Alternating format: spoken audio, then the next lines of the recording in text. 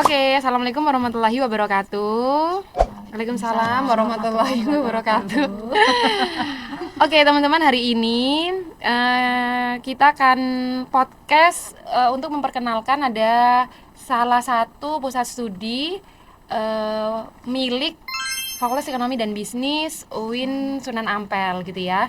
Nah, di sini bintang tamunya hari ini ada ibu-ibu cantik berdua ini yang akan, sebelum kita akan berbicara lebih lanjut, akan memperkenalkan diri, nama dan apa sih namanya, pusat studi apa namanya ya yang mereka kelola, begitu ya. Mulai dari yang orange dulu sebelah kanan saya, silahkan. Oke, assalamualaikum warahmatullahi wabarakatuh. Waalaikumsalam warahmatullahi wabarakatuh. Makasih ya Bu Ade. Harusnya udah kenal ya. Ya nggak apa-apa, kan yang lainnya belum kenal ya. Oh gitu ya. Ya, nama saya Bu Ratna, saya dosen akuntansi, kebetulan juga sebagai pengurus di Pusat Studi Perpajakan. Udah sih. Oke. Jadi pusat studi perpajakan ya. Pusat Studi Perpajakan. Satu di antara dua pusat studi yang ada di FEBI. FEBI, ya betul. Jadi yang satunya adalah pusat studi perpajakan, yang satu lagi pusat studi digital. Ekonomi digital. Oke. Jadi yang sebagai ketua pusat studi perpajakan adalah Ibu Ratna, dan yang sebelahnya yang biru-biru silahkan. Oke, baik. Kalau saya Ibu Faisa, dosen akuntansi juga, ya. Paling kenal berarti kita ini ya. Iya. Kenal ya ternyata ya. Nah, dan di sini saya sebagai sekretaris dari Pusat Studi Perpajakan. Oke, salam kenal untuk teman-teman. Kalau saya sudah pasti juga baru kenal sih sebenarnya ya, Bu Ratna dan Bu Nufa. Oke, jadi sekarang kita akan membahas apa sih itu pusat studi perpajakan, ngapain aja pusat studi perpajakan itu, dan sejak kapan pusat studi perpajakan itu berdiri. Mungkin monggo silakan, siapa yang mau menjelaskan? Oke, jadi pusat studi perpajakan tadi sudah dijelaskan ya. Salah satu pusat studi yang dimiliki oleh FEBI. Harapannya sih bisa mengembangkan internal FEBI dan juga memberikan nilai bagi pihak eksternal juga. Kita berdiri sejak tahun 2023 ya Bu Nufa ya, 2023 itu kalau nggak salah di pertengahan tahun. Kita ada apa aja? Ada beberapa kegiatan sebetulnya yang kita kerjakan di Pusat Studi Perpajakan. Walaupun namanya perpajakan, tapi kita nggak hanya di perpajakan aja nih Bu Ade. Jadi kita ada akuntansi, ada juga manajemen. Jadi harapannya sih bisa lebih luas ya cakupan layanan yang kita berikan. Kita ada apa aja Bu Nufa? Kegiatannya ya. Kalau kegiatannya macam-macam sih ya. Ada pendidikan pastinya terkait dengan perpajakan dan akuntansi, dan juga kemarin baru-baru ini kita udah ngadain pengabdian. Kita juga rajin sih mengadakan pengabdian, biasanya ya setahun 2 kali lah. Oke. Di mana itu Bu yang terakhir kemarin? Terakhir kemarin di salah satu UMKM di Sidoarjo, dan itu menjadi UMKM binaannya Tech Center. Nah, kebetulan Pusat Studi Perpajakan nih juga pengelola Tech Center UIN Sunan Ampel. Jadi punyanya UIN ya kalau Iya, Tech memang Center ya? Tech Center memang karena MOU dengan Direktorat Jenderal Pajak itu dengan universitas, cuman yang mengelola adalah FEBI. Di sini adalah Pusat Studi Perpajakan. Oke. Jadi mungkin ini juga meluruskan bahwa Tech Center itu bukan hanya punyanya FEBI gitu ya. Betul. Tapi itu miliknya UIN Sunan Ampel yang dikelola oleh FEBI. Kebetulan aja dikelola karena memang ekonomi pusatnya adalah di Fakultas Ekonomi dan Bisnis, sebenarnya begitu. Betul. Nah, baru-baru ini kan kalau misalnya kita sekarang masuk ke Tech Center ya. Jadi berarti Tech Center ini pengurusnya adalah pengurus pusat studi gitu ya? Iya, untuk saat ini pengurusnya masih dari pusat studi. Sama Orang-orangnya sama. kurang lebih sama. Oke. Tapi yang kemarin itu kan ada juga penerimaan untuk relawan pajak, itu di bawah Tech Center atau bagaimana? Mungkin bisa diceritakan. Bu Nufa? Oke, baik. Kalau relawan pajak ya, atau yang bisa kita kenal sekarang namanya Renjani, relawan pajak untuk negeri, itu sebenarnya sebelum Pusat Studi Perpajakan berjalan gitu ya, itu malah terlebih dahulu Tech Centernya. Jadi Tech Centernya dulu di bulan September 2022, baru kita menjalankan Pusat Studi Perpajakan. Jadi kalau Renjaninya itu sendiri berawal dari Tech Centernya. Seperti itu. Iya. Jadi untuk Renjani misal kita butuh Renjani untuk 2026, perekrutannya itu ada di tahun 2025 akhir seperti itu. Nah, ini Itu alhamdulillah kemarin juga sudah ada nama-namanya ya, cuman belum dikukuhkan. itu untuk tahun 2026 2026. nama-namanya. Jadi sudah berapa kali perekrutan Renjani? Udah tahun keempat Iya, kayaknya. 4 kali ini. Iya, 4 kali. Empat Jadi kali. ada 4 angkatan.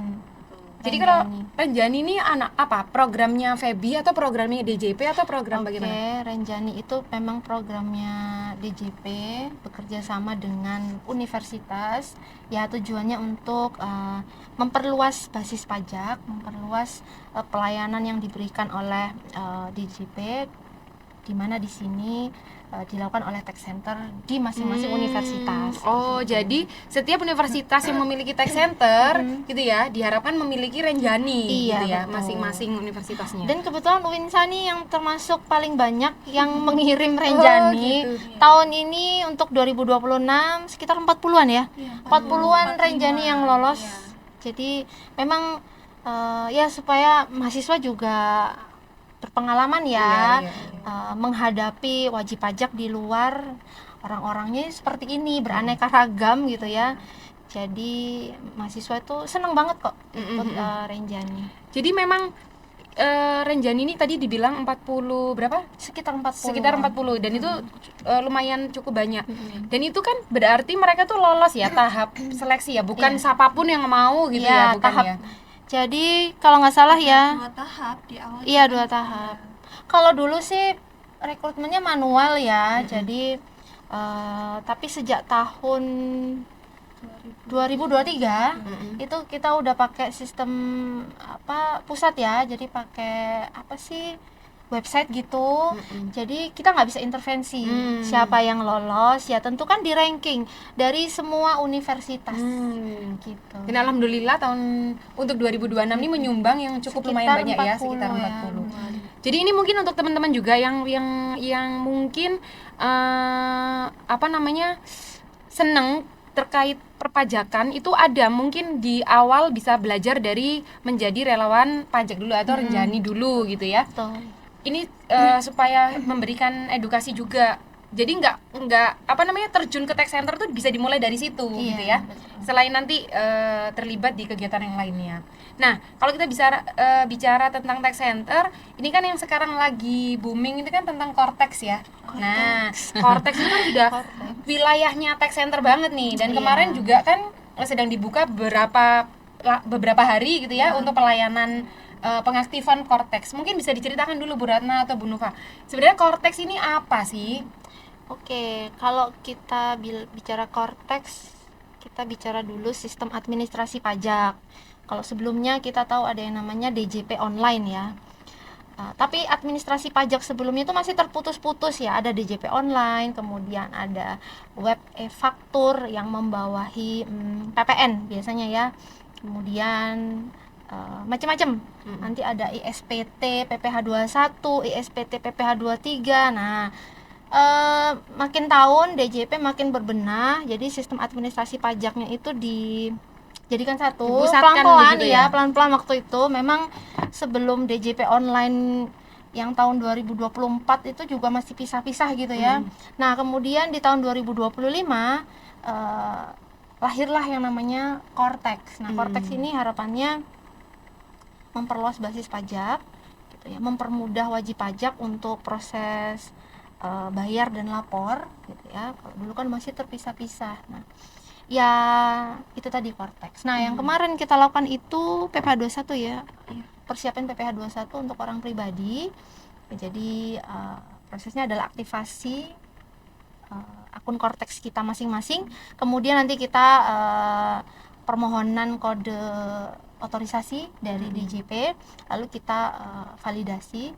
Nah, nantinya di awal tahun 2026 akan kita gunakan sebagai sarana pelaporan SPT kita, SPT orang pribadi. Nah, kebetulan kita bikin sosialisasi ya Bu Nufa. Iya. Itu saya lupa bulan apa ya, bulan Desember pokoknya.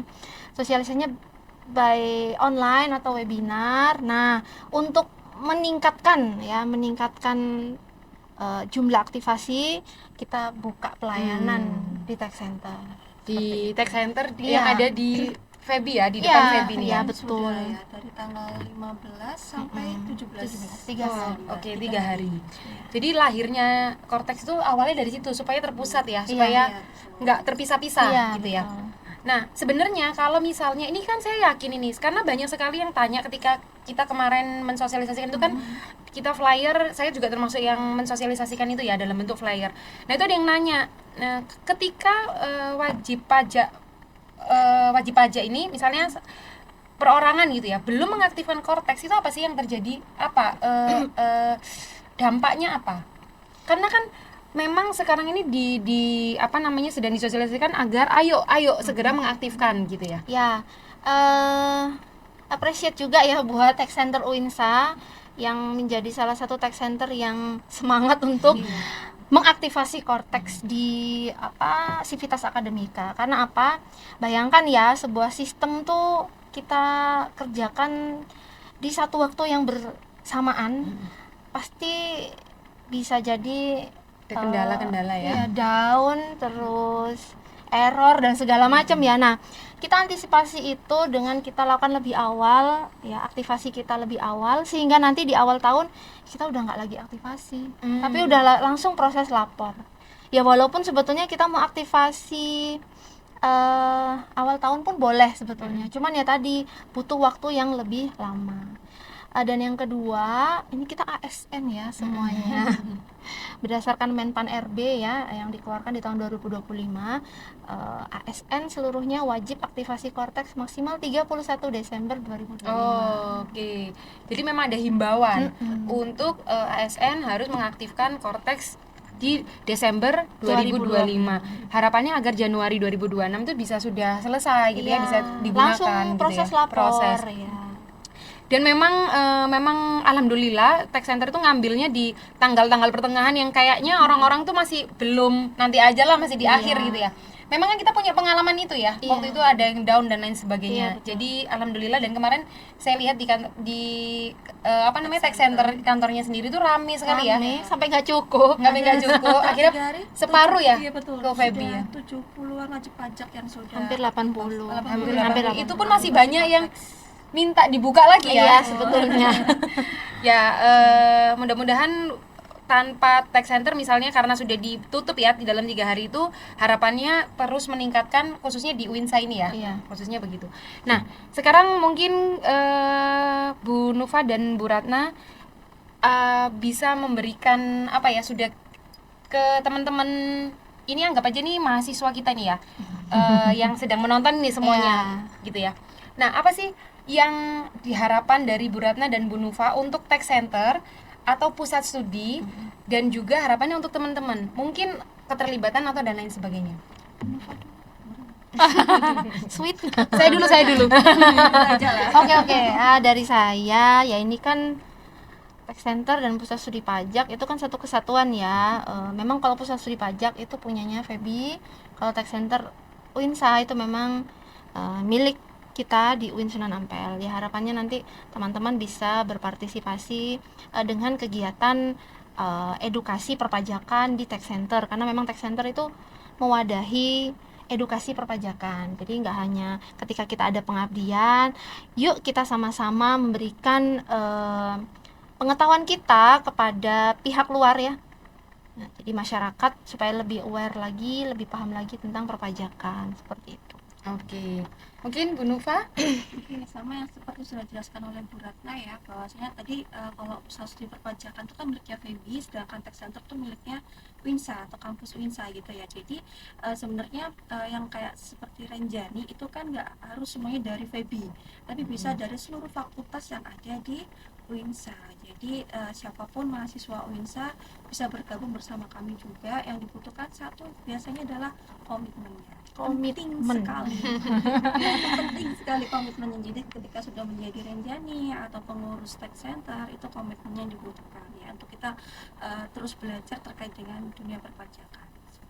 Oke, jadi teman-teman yang belum tahu tentang Tech Center ataupun pusat studi, silakan main-main ke kantornya, ada di depan sebelah Sebelah. GIS ya, Sebelah depan GIS. sebelah GIS. Mungkin ada yang ingin ditanyakan gimana sih kalau misalnya mau jadi Renjani, nanti bisa main-main ke situ, bisa hubungi Bu Ratna atau Bu Nufa ataupun teman kakak-kakak tingkat kalian yang sudah menjadi Renjani di tahun sebelumnya gitu ya. Ditunggu partisipasinya, semakin banyak yang berpartisipasi maka harapannya akan semakin banyak juga orang luar yang akan mendapatkan dampak gitu ya dari manfaat dari kita yang membawakan itu di dunia luar gitu ya. Jadi terima kasih Bu Ratna dan Bu Nufa atas kehadirannya. Ini beliau nih susah sekali untuk dibawa ke sini tuh, harus benar-benar digandeng gitu ya.